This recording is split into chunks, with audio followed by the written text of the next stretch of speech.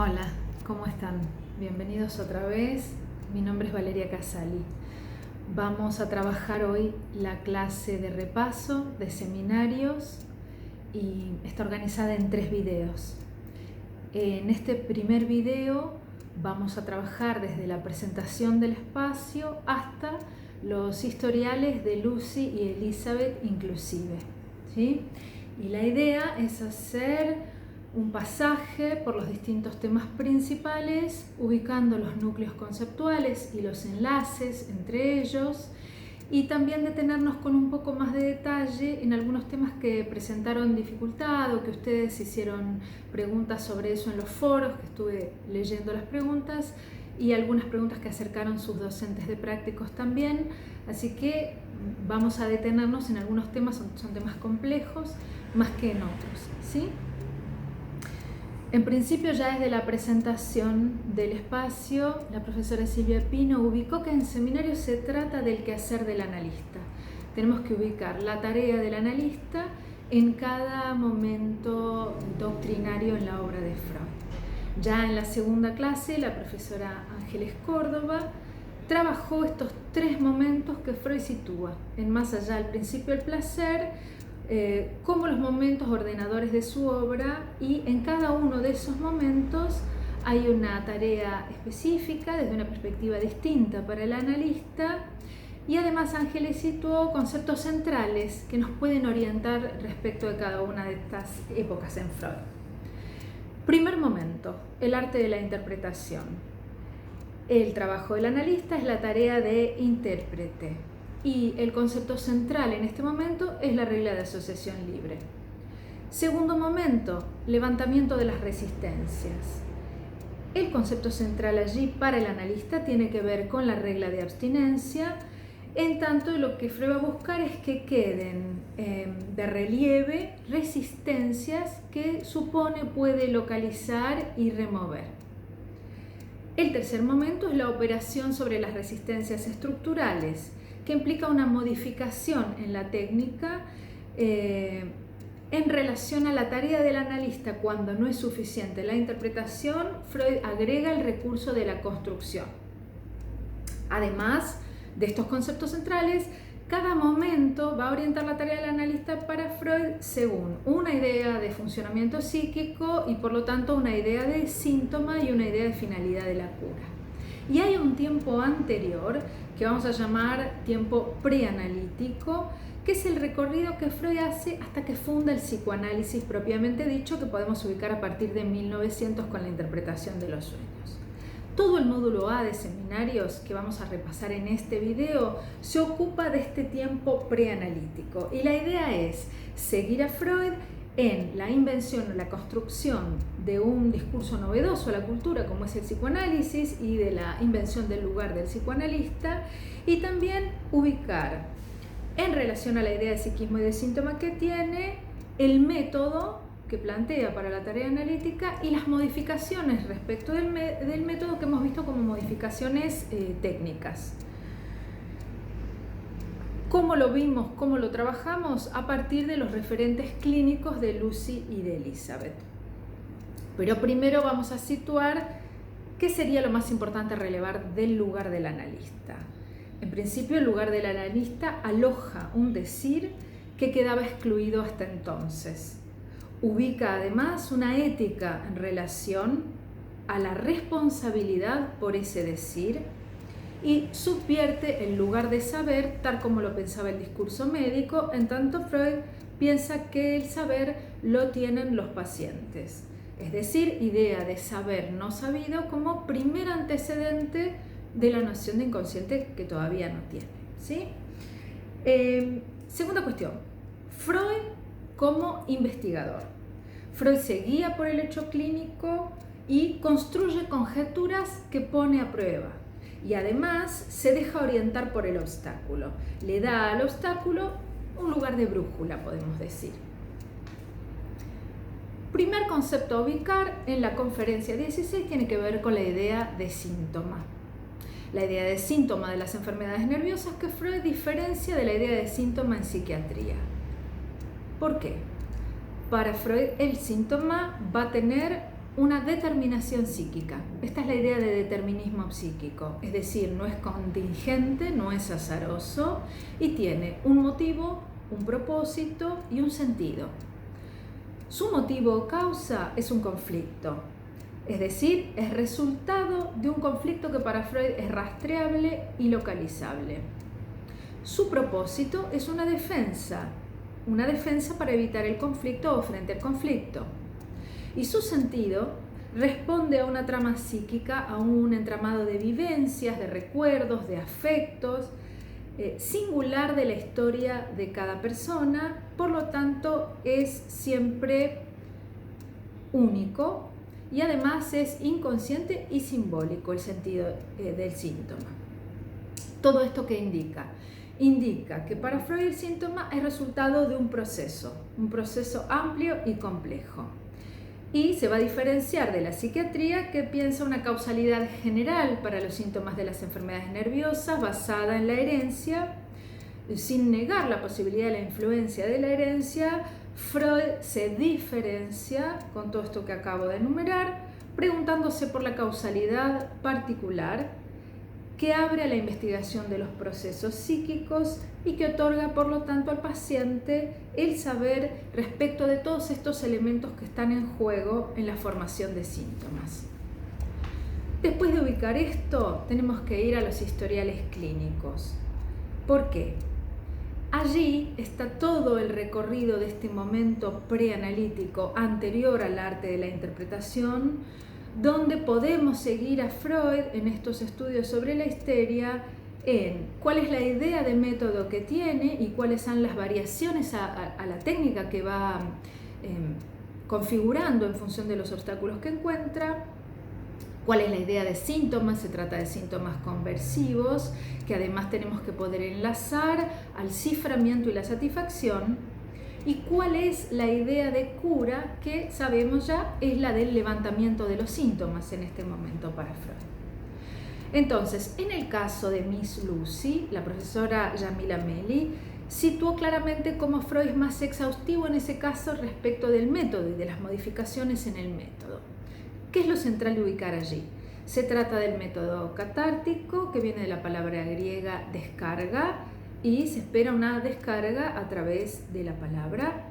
Y lo que va a haber es modificaciones en la técnica que lleva adelante ese método.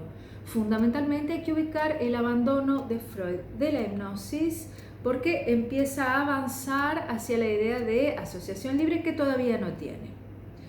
En ese movimiento, desde la posición de la hipnosis, cambia la técnica con el artificio de la presión de la mano sobre la frente, lo que él va a llamar un esforzar también en otro momento, y va a dar razones éticas y razones técnicas para abandonar la hipnosis. Las razones éticas tienen que ver con el abandono de la posición de dominio del hipnotizador, es decir, Freud apuesta fuertemente al saber no sabido del lado del paciente. Las razones técnicas tienen que ver, las menos importantes son que Freud era un mal hipnotizador. Me parece que las centrales hay que localizarlas en relación a que algunos pacientes no eran hipnotizables. Freud lo ubica en relación a Lucy, cómo se resiste a ser hipnotizada, y lo que dice es, presenta una renuencia a cooperar. Es decir, que la resistencia aparece por primera vez en la historia del psicoanálisis en relación a la dificultad con la hipnosis. En el cambio de técnica hacia la presión con la mano sobre la frente, es que Freud comienza a apostar a las determinaciones psíquicas por las que nos va a llevar el camino asociativo. Él dice que al presionar con la mano la frente permite ciertos ensanchamientos de conciencia que producen diversas ocurrencias.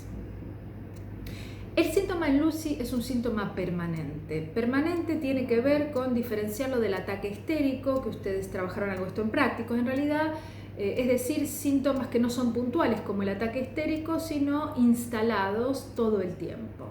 Síntomas conversivos funcionales instalados son síntomas permanentes, y también ubica en relación a Lucy un afecto de desazón o desesperanza desde el inicio.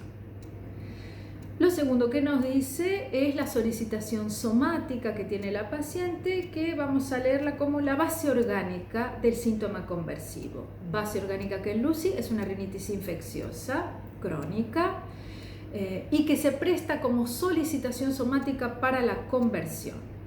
¿Por qué se trataría de una conversión? Porque los síntomas funcionales que presenta Lucy no se explican por la base orgánica. ¿Cuáles son estos síntomas funcionales permanentes? Trastornos en relación a las sensaciones olfatorias. Hay un más y un menos. El más ubicado en la sensación permanente del olor a pastelitos quemados, el menos ubicado en una pérdida de la percepción olfatoria, cierta pérdida de la percepción olfatoria. Y vamos a seguir a Freud en el historial, no voy a volver al detalle, está muy bien trabajado, pueden volver al video por la profesora Yamila Meli, pero vamos a seguir a Freud en su primera idea de trauma, que es la idea de vivencias con eficacia traumática, que dejan marcas de representaciones inconciliables que han sido excluidas de la conciencia, es decir, el conflicto psíquico en la base del síntoma corporal, del cual el síntoma corporal es un símbolo. Freud va a ir avanzando para ubicar distintos estratos o distintas dimensiones del conflicto en Lucy. En principio, va a ubicar el conflicto en la escena de la carta entre irse de esa casa y cumplir la promesa realizada a las madres de las niñas. En segundo lugar, va a aparecer fuertemente esta noción del saber no sabido cuando se ubica que está enamorada del padre de las niñas, es decir, de su jefe, y que lo sabía pero no quería saberlo, llegando hasta una última dimensión del conflicto rastreada después del el cambio del síntoma de olor a pastelitos quemados por olor a humo de cigarros, en la escena del reto, podríamos decir, donde el padre de las niñas la reta fuertemente y la amenaza con despedirla. Aparece allí localizada la desilusión o desazón del amor no correspondido. Es decir, que hay un estrato más después de ubicar el enamoramiento hacia el jefe, que es esa escena donde ella sintió la desilusión amorosa de que él no estaba enamorado de ella. Lo que va permitiendo avanzar y ligar las distintas vivencias de eficacia traumática es el olor. Por eso decimos que el olor, entre pastelitos quemados en la escena de la carta y humo de cigarros en la última escena, es un resto de esas vivencias traumáticas que las va ligando entre sí y que también se presta porque hay esta solicitación somática en relación al olfato. El segundo caso que ustedes trabajaron es Elizabeth. Elizabeth presenta un síntoma conversivo de astasia vacia, incapacidad de estar en pie y de caminar y dolores en las piernas. Freud nos va a relatar la idea de conflicto psíquico en la formación de síntomas y la idea de cuerpo que tiene de la histeria a través del concepto de zona histerógena. Además, estos dos conceptos se articulan con las nociones de cifrado y satisfacción.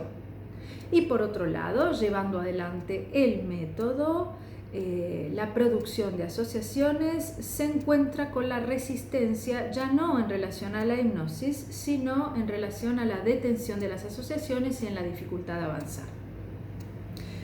¿Cómo va a plantear Freud el conflicto en Elizabeth? Como un conflicto de inconciabilidad.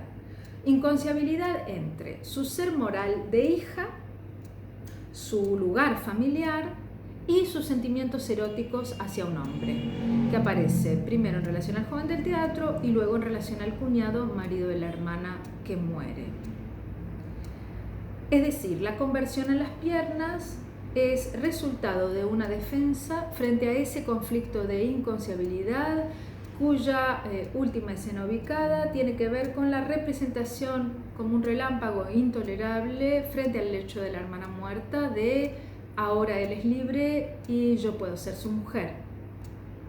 Freud ordena el trabajo del caso en 3 periodos que es importante ubicar. La profesora Sandra Rece en su video los desarrolló de un modo muy ordenado, pueden buscarlos ahí. En relación al cifrado y la satisfacción, lo que podemos ubicar en Elizabeth es que tanto la importancia de zonas del cuerpo, zonas histerógenas, que tienen un lugar por su valor de representaciones cuerpo, como la aptitud de dichas representaciones de prestarse a un cifrado de palabras constituyen lo que Freud va a llamar metaforizaciones simbólicas o simbolizaciones. Es decir, toda la serie Stechen, Hechen, Ausstechen, que está referida en alemán, la serie estar en pie, caminar, no poder avanzar un paso más, muestra cómo los pensamientos dolorosos pasan al cuerpo. ¿Cómo pasan al cuerpo? Por efectos de significación de sentido. Y son tomados en una trama psíquica dentro de la cual tienen el valor de simbolizaciones o de metaforizaciones conversivas. A esto nos referimos cuando hablamos de cifrado, a esta afectación del cuerpo por la materialidad de la palabra que en él puede cifrarse.